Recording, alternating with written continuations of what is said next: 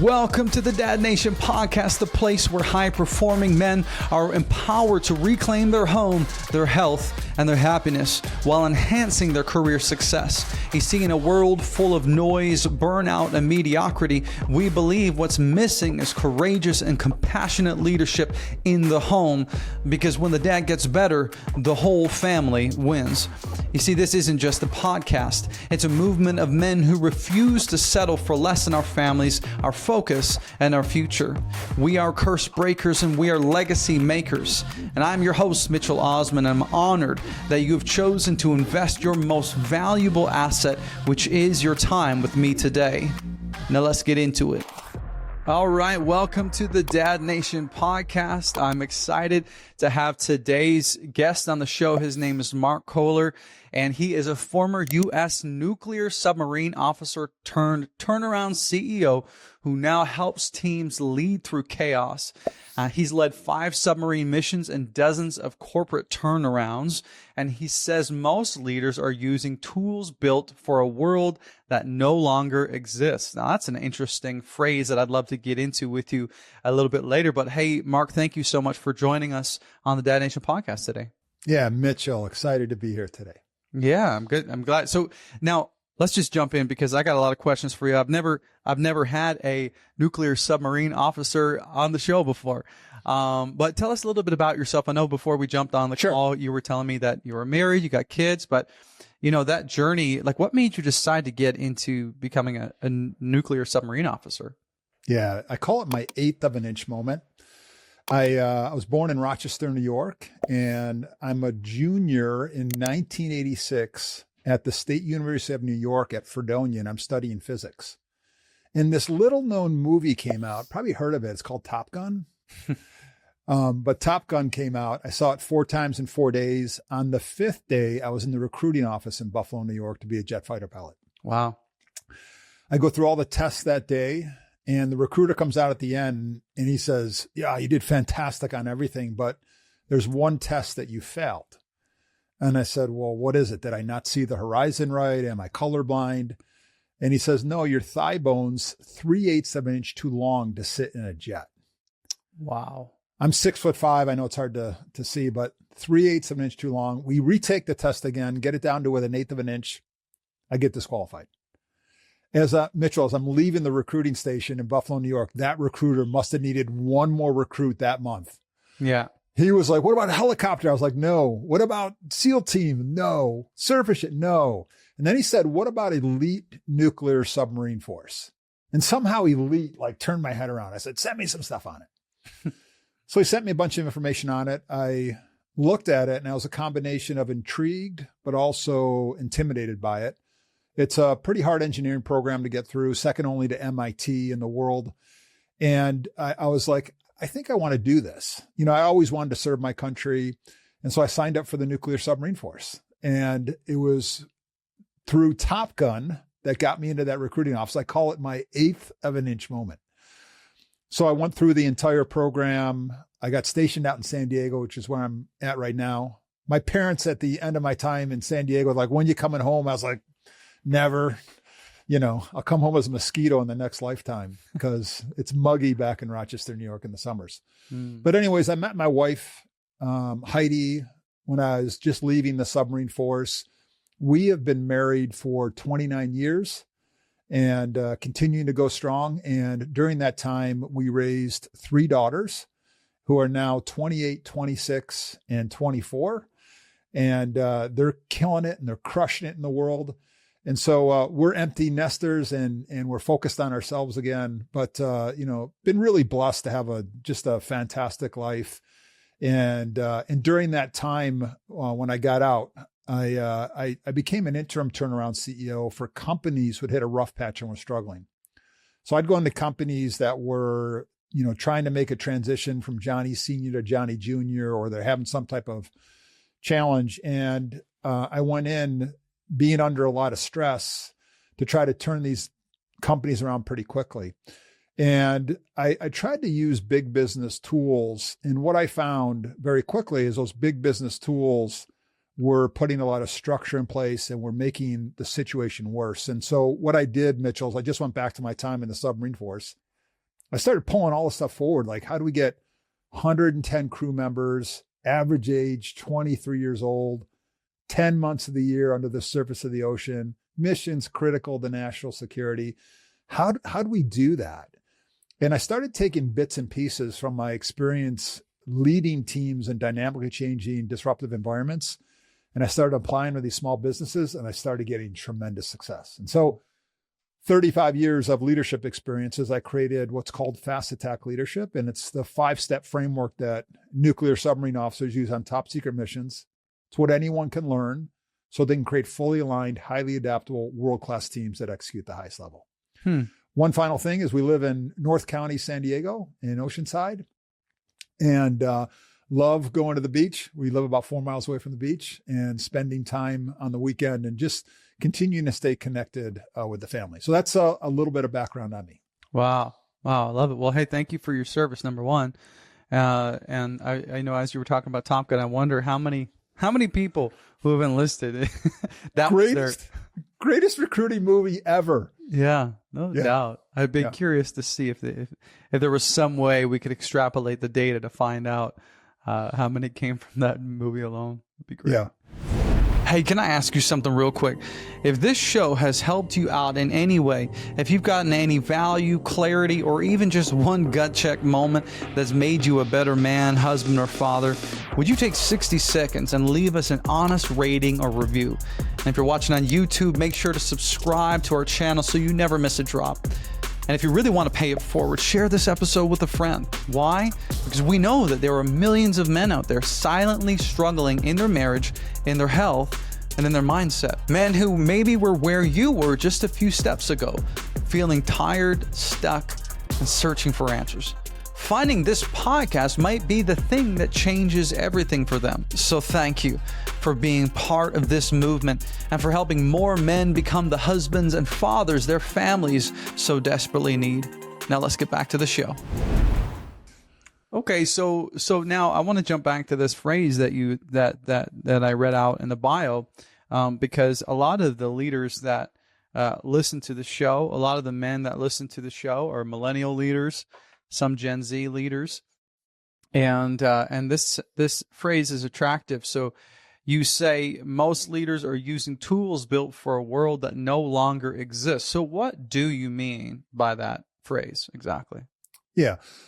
So today is the fastest day that we've ever experienced in our lives. It's the slowest day that we're going to experience for the rest of our lives.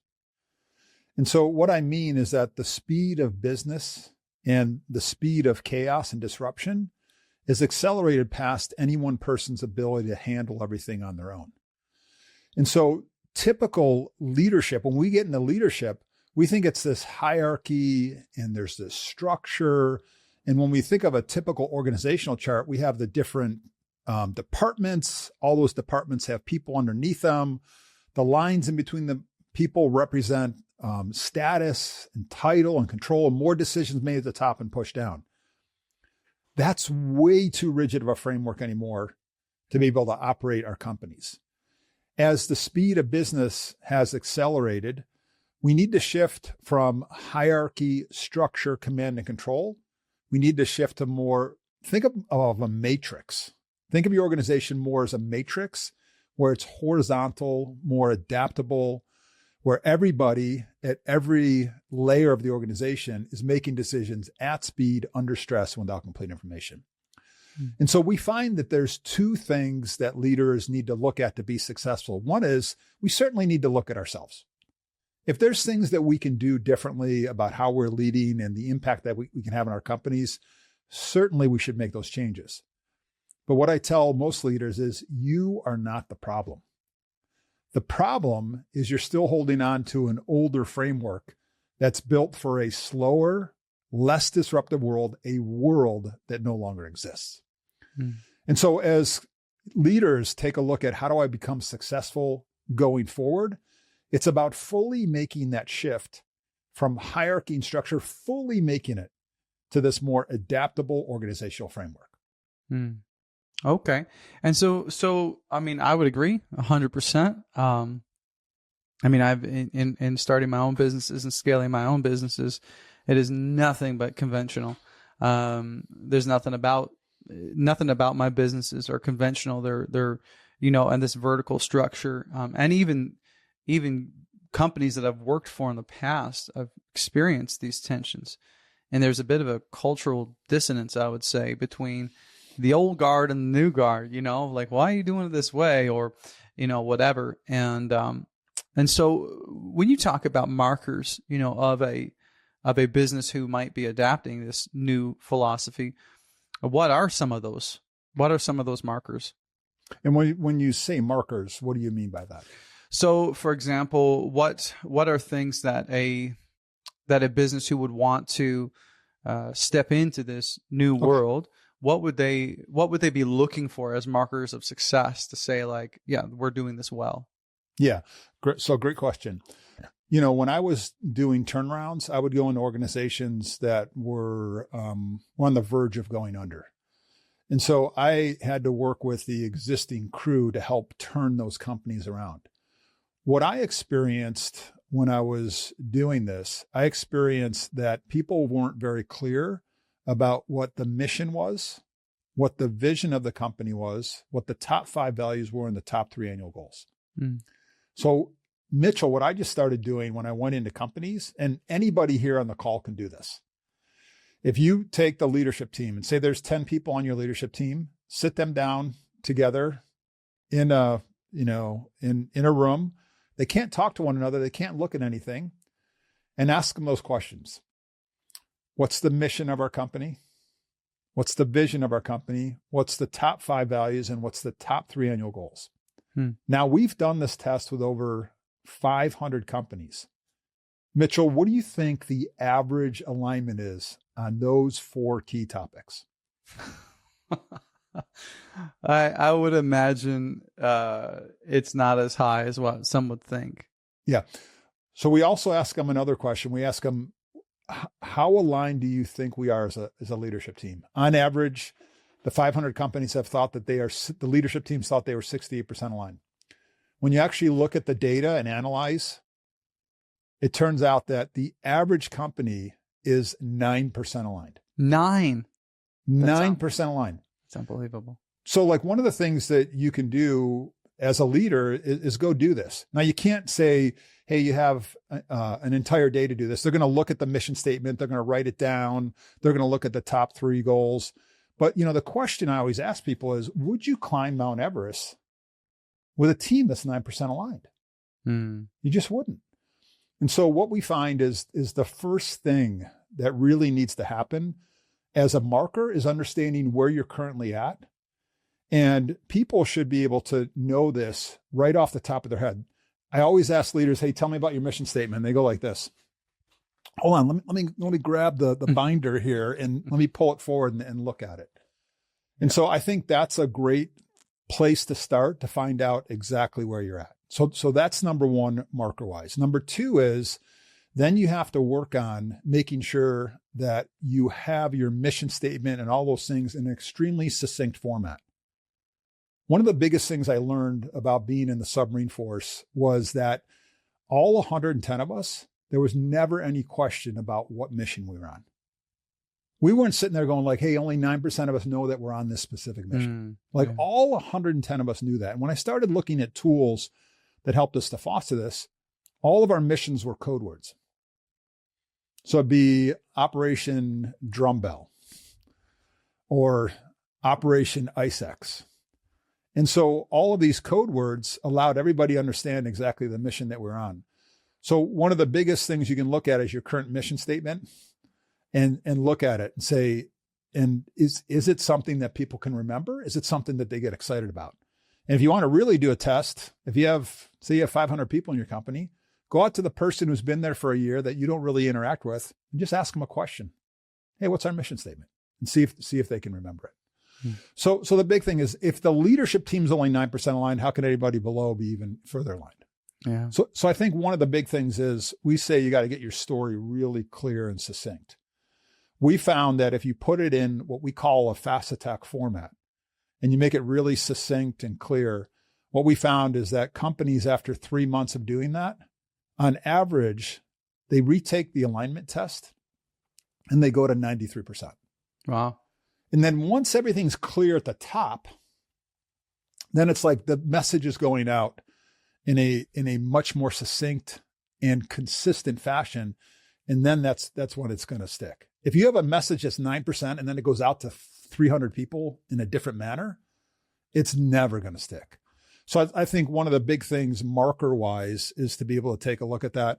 Another indicator is, how engaged are your employees at the company? You should also be looking at turnover if you have tremendously high turnover, because people want to work at a place where they're making a difference in the world. And so those are just markers. If you have, and for different industries, turnover is different. So you have to make sure you're looking at specifically your industry. So I think those are a couple markers that I would really start looking at and doing that. One final thing for yourself. Do you understand the concept of working in the business versus on the business? Yes. Yeah. So what we find is that many leaders are working 80% in the business, 20% on the business. So that's a great marker too, to know like, hey, you're too involved in the business and you need to be able to shift that. So I think those are just some of the areas people would look at. I love that. Okay. So now, being in submarine command, right? Obviously you have to be able to operate under pressure. You have to be able to communicate well under pressure. And no doubt this is why you've seen success as an advisor, as a coach, because you're always under such intense pressure.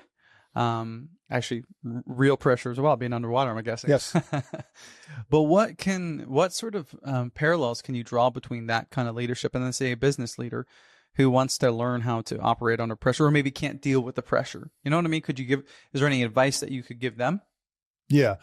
So I'll always keep going back to this.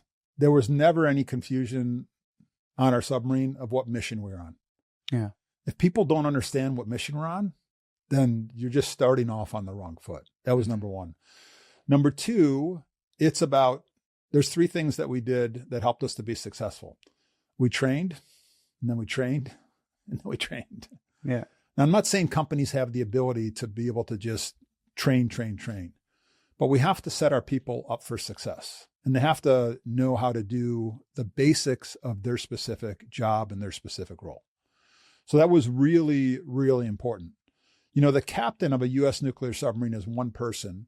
What percentage of time do you think the captain of a U.S. nuclear submarine is involved in on all the daily decisions that have to be made? What percentage of decisions do you think it is? Maybe 25%. Yeah. So it's less than 1%. Whoa. Wow. Yeah. But that's because it's set up an organization as a matrixed organizational framework where everyone deeply understands their specific role and maintaining and monitoring and making decisions on a piece of equipment. All of that stuff comes together, which allows the captain, although knows all the answers to every single thing on the submarine, the captain is working 99% on the business of the submarine and only 1% in it. Mm-hmm. And so it's really important, if you take a look at yourself, is that you start transitioning this from working more in the business to working more on the business. Now, the biggest challenge we see leaders having in making this transition, there's two things. Number one is they are unwilling to give up decision-making control. I get so much, I'm supposed to be the leader. I'm supposed to have all the answers, and they're unwilling to give that up. That is number one. The second challenge we see is that they're still making decisions based upon how your organizational chart is set up. And we already talked about that. It's more hierarchy. You have to shift to more matrixed. Now, one thing that leaders can start doing to responsibly push decision-making down is they can start teaching their people in the moment how to make decisions. And so there's this course that I went to that was put on by U.S. Soccer. And it was really powerful because it mimicked what we had in the submarine force. But the course was teaching how do elite level coaches, how do they take and transfer their knowledge and their experience that they have of the game? How do they take and transfer it to the players on the field so those players can become great individual and great team decision makers? The concept that they talked about is called guided decision making. And let's just run through an example, because this could be a very powerful tool for people who are listening. So an employee comes to you and says, I don't know whether we should go with option A or B. You know the answer is option A. The fastest and easiest thing to say is, hey, it's option A. They go away and they execute. But Mitchell, if that comes up in the future, they're going to have to probably come back to you because they don't know the factors behind it. Guided decision-making, which is what we used in the submarine force also, was an employee comes to you and says, I don't know whether we should go with option A or B. The only rule in guided decision-making, you can never tell the person the answer. You have to guide them there with a discussion. So an employee comes to you and says, I don't know whether we should go with option A or B. What's your response back to them? What do you think the response is back to them? Well, I mean, I'm assuming the response will be a question of what they think.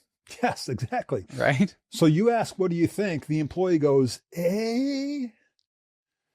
That's an indicator to you as a leader that they're not confident in that decision. They either don't know the factors or they're not confident in sharing that with you because they think you're going to, do something bad or you're going to look worse in their eyes. So if you know there's 4 factors, you would ask them another question. You would say, what are the 4 factors you take into account to make that decision? If they tell you 3 of them, you would tell them the 4th one. And then you would not say, that's why it's option A. You would pause.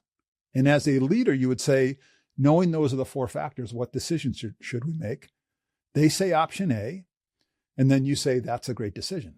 So you leave decision-making with them. And you might add something in the future. Hey, Mitchell, if it's less than $75 impact in the future, I want you to make that decision all day on your own. That is you responsibly pushing decision-making down, shifting from hierarchy to a more matrix type of organizational framework. Now, there's a couple things you need for this. You need time. It's way easier for me, Mitchell, to just tell you, hey, it's option A, 6 seconds, than to spend 2 or 3 minutes going back and forth. That's one thing you need is time. And when you're working so much in the business versus on the business, this can be a challenge. The second thing you need is patience because you already know the answer to it, right? And so this is a really powerful tool that we've implemented in businesses, and we see people being able to then shift all their knowledge and experience down to others. And so one thing I would share with everybody on the call is from now until the end of the week, every question you get asked, just answer back with a question and say, what do you think? It's going to help it's going to help you understand where there might be some gaps in their understanding. Now, one thing I would add is this is not only a great tool for at work, this is a great tool to use as a dad and as a parent. I started using this with my daughter when she was 6 years old, and it was amazing what it allowed me to transfer our values and our family mission statement, allowed me to transfer that down to her. And look, she's 28 years old right now, and I have a 26 and a 24-year-old. They're not perfect, but they certainly have tremendous ability to make decisions at speed, under stress, and without complete information. And it was because of this approach that I took as a leader to help push decision-making down to them. Mm-hmm. I love that. And, I'm going to, when this episode airs, I'm going to send it to one of my clients because I had this exact conversation with him this morning.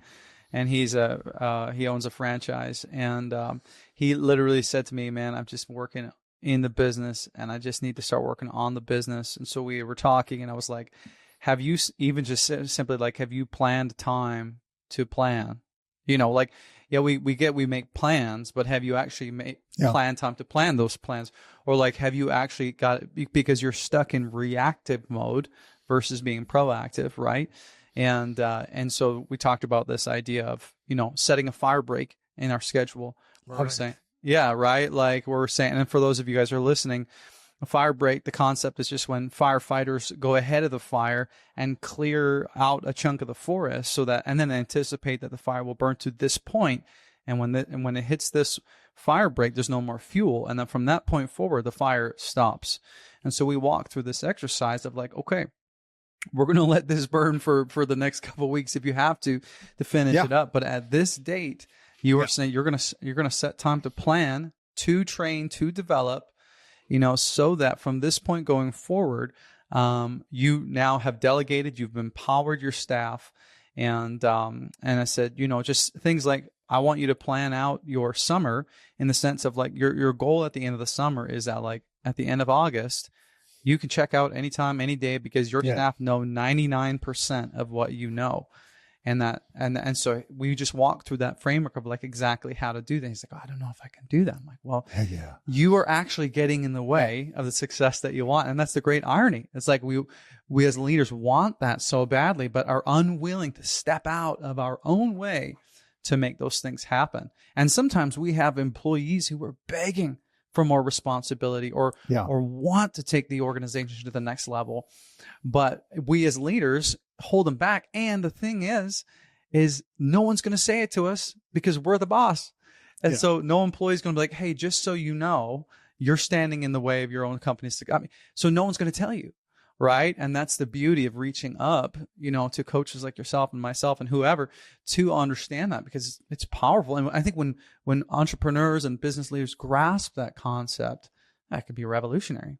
Yeah, no, it's fantastic. I know some of the other challenges that people might have, and what I had also, when you get into a leadership role, you think you have to be involved in every decision. You think you're serving people by always having the answer or feeling that you have to. There's a ton of pressure that's on you. Mm-hmm. Really, you're a facilitator of knowledge. You're trying to facilitate and you're trying to make sure you get the right knowledge to solve a problem. And then once that problem's solved, then you disband a group of people. And so it's this ability, in a matrix framework, it's this ability to come together, the right people, solve that problem, and then disband. That's what gives you tremendous agility and adaptability. And in those moments, it's more of you, a lot of times, being the follower, being a good follower, learning how to follow, allowing other peoples with the expertise to lead.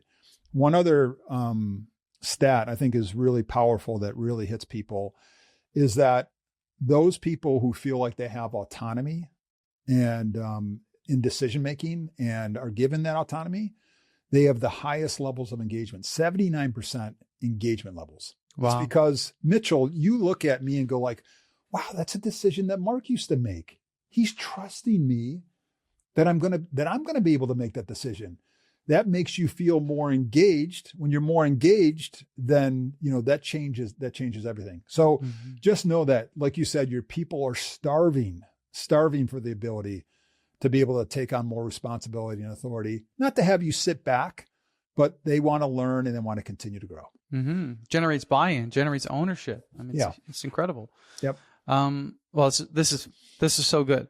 One thing that I'd love to ask you about, because you've been in leadership for a long time, obviously. But then, you had mentioned that you have children who are, early 20s, mid 20s.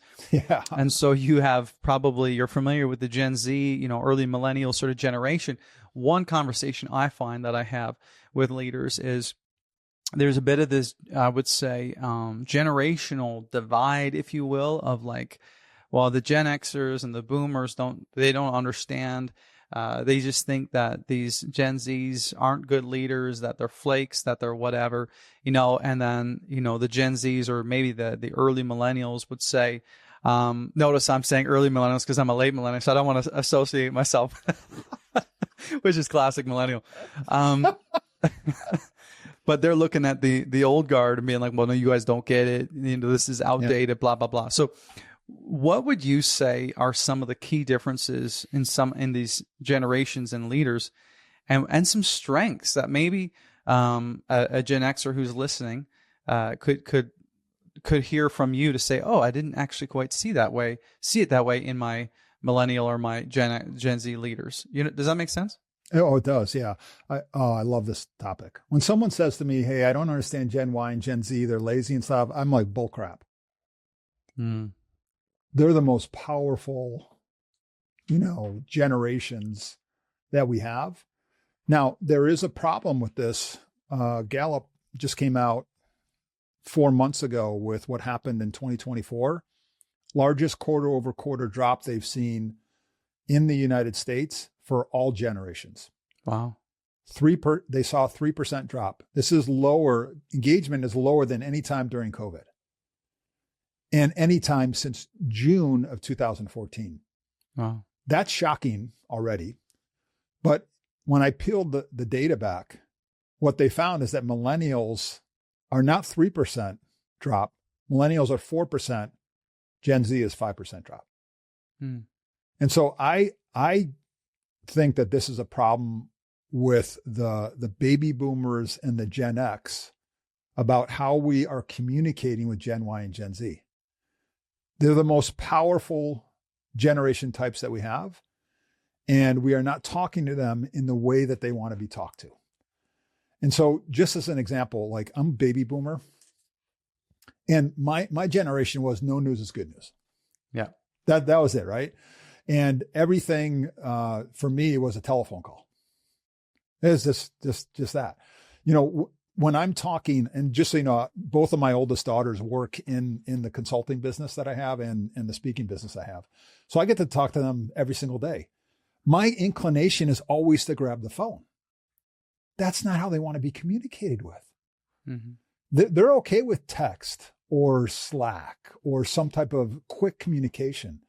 And that's how Gen Z and Gen Y want to be communicated with. And what I would share with anybody who's listening right now is that there's different communication styles. And certainly we have to learn the strengths of each style. And we have to say, hey, these continue to work very well. Like there's some things that my Gen Y and Gen Z employees do that I go, hey, if that happens back and forth 3 times, you got to pick up the phone. Yeah. They don't. They just keep going back and forth. And it devolves. We've all had this happen. It devolves into something that's not really good. Right.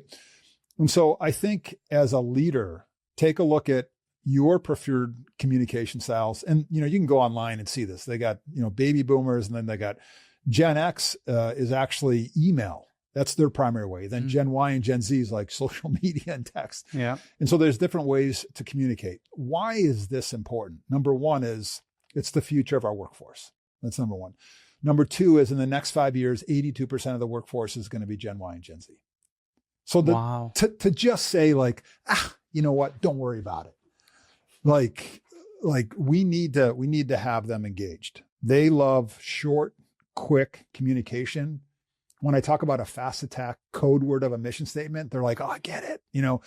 And we always have a symbol put next to the mission statement. Instead of this big, long thing, we go like, hey, what's a 2 or 3 word code word? And we put an image next to it. How do they like to communicate? With like emojis. Emojis. Yeah.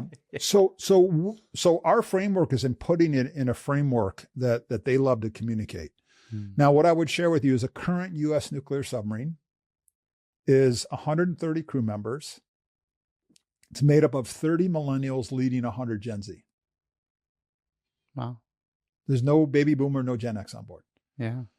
And there's not just one of those out there 24 hours a day, 365 days a year. There's 50 of them out there in places they're not supposed to be. And how often do we hear about something happening with a nuclear submarine? You don't.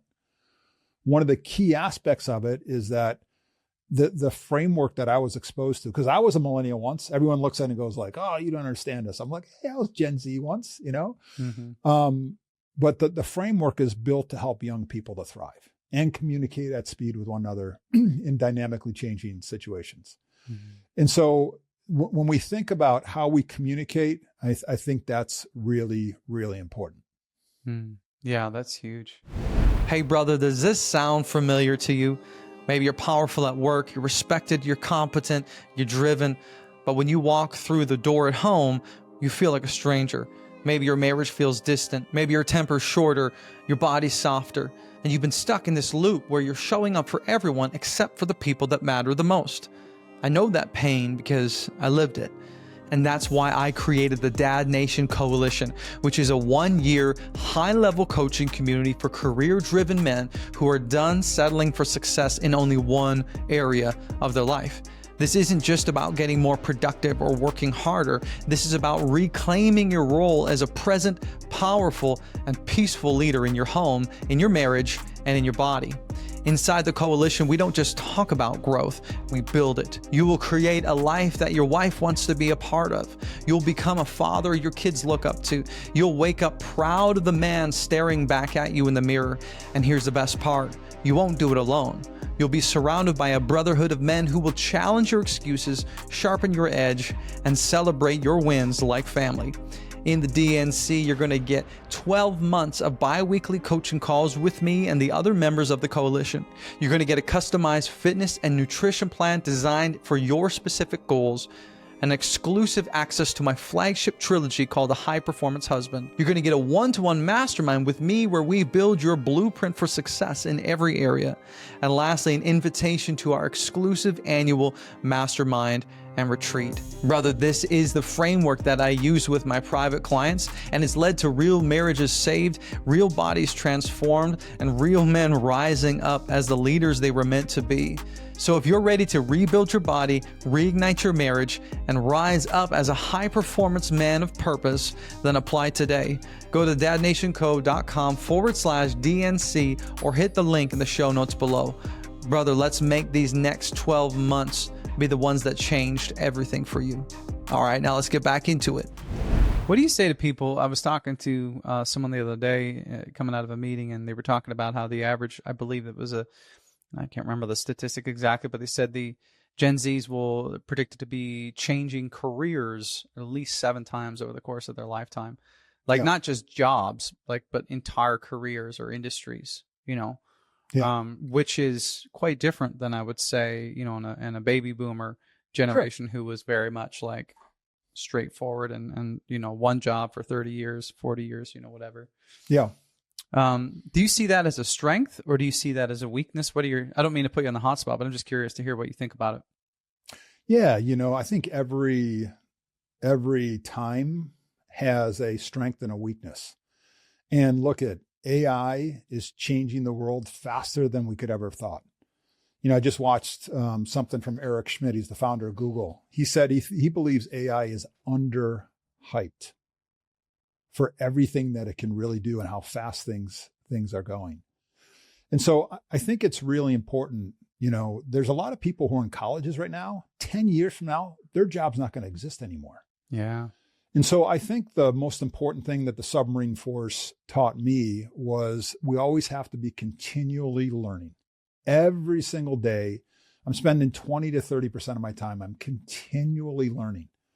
Because all the stuff that I learned and you learned today, in 5 years, it might not be around. And so I think it's important that if we want to be successful today, it's about how are we continually learning and how are we doing that till we leave this earth? At least that's what I'm going to do. And that's the same approach that I took being a husband and a father.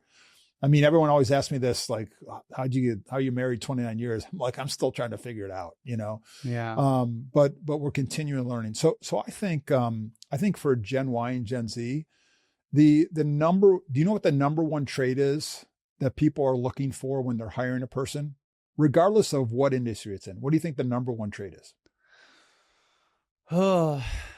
Work ethic, maybe commitment to the mission. Those are two. Those are in the list.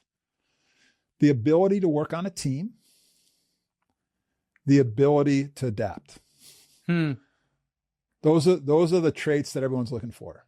You've heard the phrase hire for values, train for skill. Mm-hmm. A lot of companies, like what we had in the submarine force, we had internal universities. Like when I went in the submarine force, I knew nothing about nuclear power. Yeah. In 12 months, they took me from knowing nothing to being qualified by the Department of Energy to run a nuclear power plant in the United States. But it was because we had an internal university. And when they were trying to hire me, they knew I knew nothing about that. What they were looking for was different traits that I had. And a lot of tests that they gave me were putting me in situations and going like, hey, there's no way out of this. How does Mark react to it? Does he fold? Can Mark work on a team? And so as you look, Gen Y and Gen Z, as you're looking at the skills that you're trying to really foster and develop, it's those two that companies are looking at. And if you are leading a company, those two skills, highly, highly helpful of being successful. Can you work on a team with people? And do you know how to be adaptable? Mm. Yeah, that's great. Great advice, Mark. I appreciate it. One of the things that I came across just in preparing for this episode was you talk about this 40-70 rule for decision making. Yeah. And a lot of my clients, and a lot of the people listening, I know, because I hear the feedback, these are some of the things they struggle with, like struggling with decision making, especially at higher levels, So what is the 40-70 rule? And can you walk us through it? Yeah. So in the submarine force, believe it or not, if I have to make a decision right now, if I'm above 40% probability that I'm going to make the right decision, I was encouraged to make the decision. If I waited till above 70%, I waited too long. So how does it feel to make a decision when only 40% probability we're going to be correct? Like, it feels really uncomfortable. Yeah. We get a pit in our stomach. That's the power of 40-70. And there's some science behind this. So everybody should know. We discount ourselves 30%. So Mitchell, when you evaluate yourself that you're only at 40%, you're probably closer to 70%. And so when you're at 70%, you're probably closer to 100%. Yeah. 2 caveats with 40-70. Your next decision is not your final decision. Make a decision, evaluate, make another decision, evaluate, and then course correct all the way to success. Number 2 is you can't use this for everything. When you're doing the purchase order for $10 billion of internal product that you're buying, you can't just say, the purchase 40-70 did, right? Those things have to be exact. Yeah. With so many decisions needing to be made right now under ambiguity, this is an extremely powerful tool for everybody in your company. Gen Y and Gen Z love it because they want to be involved in decision-making, but decision-making is typically built on, do you have the experience that you've gone through this before? And, for many of the situations that come up right now, in the last 3 years, the decisions that we have to make have become 65% more complex. So many more variables that we have to take into account. And today they're dependent upon one another, and tomorrow they're not dependent upon one another. And so what we find is when there's dynamically changing situations where we feel we have to make the right decision the first time, we make another decision and we make no decision and we freeze. So the 40-70 principle, we think you can use this on probably 70 to 80% of the decisions that you have to make. And just as an example, we would use multiple 40-70 decisions, and I would make 8 decisions in 3 minutes. And the first 7 were totally wrong, but it allowed me to get to the 8th one, which was correct. It allowed me to get there faster. And so one of the things that leaders need to be ready to handle is they need to be ready to handle failure. Because if you say, hey, Mark, you only made 1 out of 8 decisions right, that's a low percentage, right? Yeah. So we need to allow failure to happen. Now, as you implement this in your company, is the way I ask people to implement this is, if you're starting off, is you have to implement this like you're teaching a person how to ride a bicycle for the first time. So when I taught my 3 daughters how to ride a bike, I didn't put them on a 10-speed on a downhill, right? So I put them on a bike. They had all the safety gear on. They had the training wheels on. And then they went down. They got some balance and confidence. Then I took the training wheels off and I ran behind them and I was holding the seat. And then they got to understand that. They're looking at me going, are you still holding on? I was like, yes, I'm holding on, but I'm not holding on. And then when they stop, I say, hey, I wasn't holding on. And then they take off, right? And then you slowly ramp it up. So if you're going to look to implement 40-70, don't start it on this huge thing where if everything's wrong, you're going to like put a torpedo in the side of your ship. Make sure you start off really, really small. One other thing is, this surprises people. Gen Y and Gen Z have the most developed muscle for making an initial decision and then course correcting all the way to success to something that they really like. Gen Y and Gen Z. Yes. And stay with me here, because I'm being serious. I like to joke around, but I'm being serious here. Gen Y and Gen Z, they take 7 selfies a day. And if you think about the process that a person goes through to take a selfie, what do? They go up, they take a selfie, and then they look at it and they go, oh, sun's in the wrong place. So then they move over and they do this. And then they go, oh, my glasses aren't on right. I need to change the focal point. And then once they get a picture that's like that, then they put a filter on it. They twist it, they put some words on it, and then they finally post it. So they've actually started with one thing. And if you look at anybody's feed, you can look at it, right? Yeah. I have it too. I'm looking at it going like, oh, I got to retake it. That is the same exact process that we need people to use when they're making decisions at work. The one challenge everyone has is we don't get to see the 7 other ones. We get to see just the 8th one. And so you as the leader, you need to allow people to go like, hey, it's okay if I see the other 7. That's the biggest challenge that people are having. And if you're working with Gen Y and Gen Z, if there's a situation that comes up where they don't know, just say, hey, how do you take a selfie? And walk them through that. Yeah. And so think about it, 7 selfies a day, and they take on average 7 takes to be able to do that. Yeah. Wow. I love that. Such a practical everyday example that's certainly relevant to our generation. And I can certainly see how that would play out in other decision-making as well. Mass just quickly course correcting, changing. And I mean, I would say, I would agree. And especially with the explosion of AI and, social media and all these other things. I mean, we're just drowning in information, and to have the ability to make a decision, pivot, correct it, tweak it, change it, make another decision, because now we got new information, and now tomorrow the things are different. This came out, so now we got to pivot again.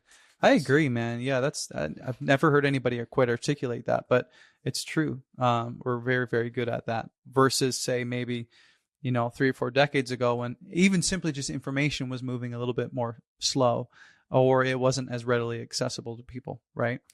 Mitchell, think of you tell me, I'm a millennial. Think of you tell me, hey, Mark, you get one shot to take a selfie. What am I going to do? I'm going to overthink it. Yeah. I'm going to go like this. And then the situation's gone. The opportunity to get the selfie is gone.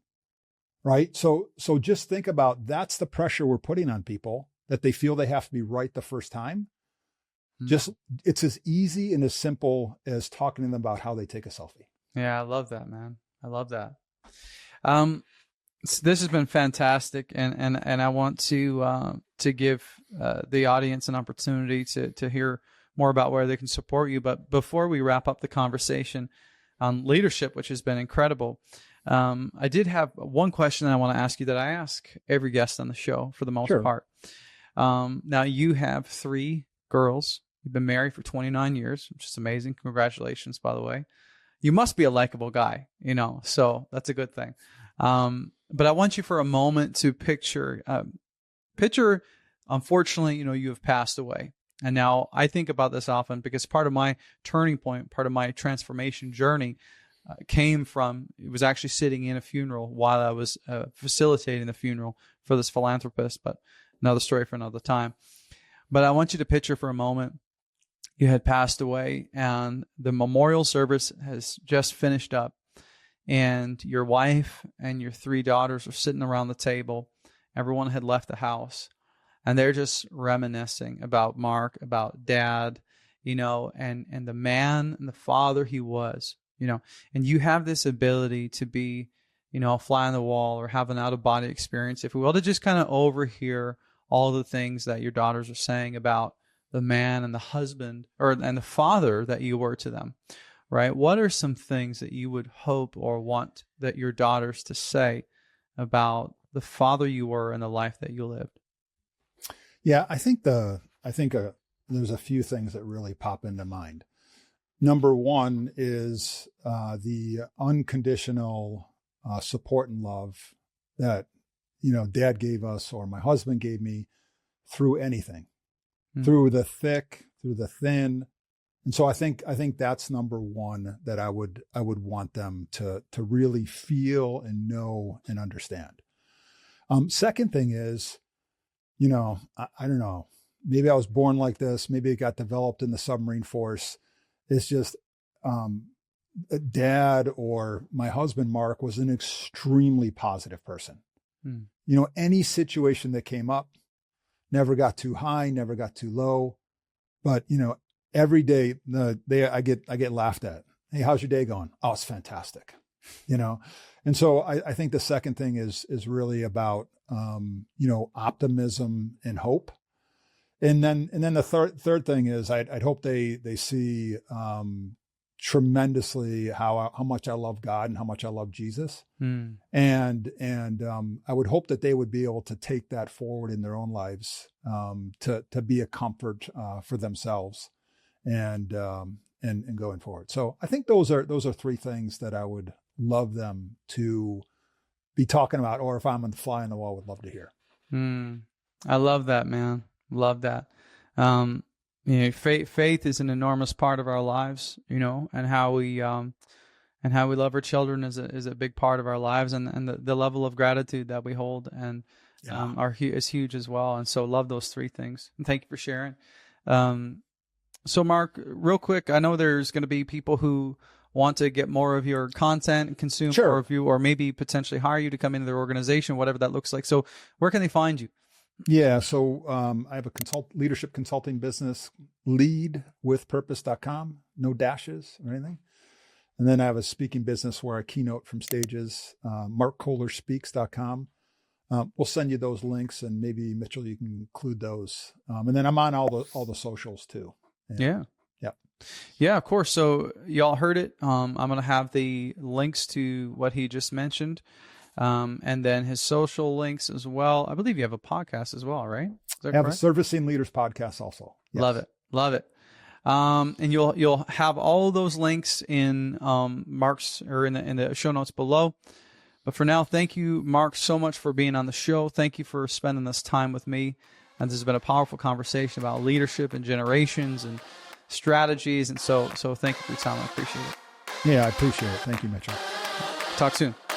Thank you for tuning into the Dad Nation podcast today. Listen, if today's conversation challenged you, if it encouraged you or helped you level up in any area of your life, would you do me a favor? Take 60 seconds to rate and review the show on whatever platform you're listening on. This helps us reach more men who need to hear this message. And if you haven't already done so, subscribe to the Dad Nation YouTube channel, where you're going to find full episodes, clips, and exclusive content designed to help you win at home just like you do at work. Remember, your family does not need perfection. They need your presence. Your leadership matters. So keep showing up, keep leveling up, and never forget, when the dad gets better, the whole family wins. We'll see you next time.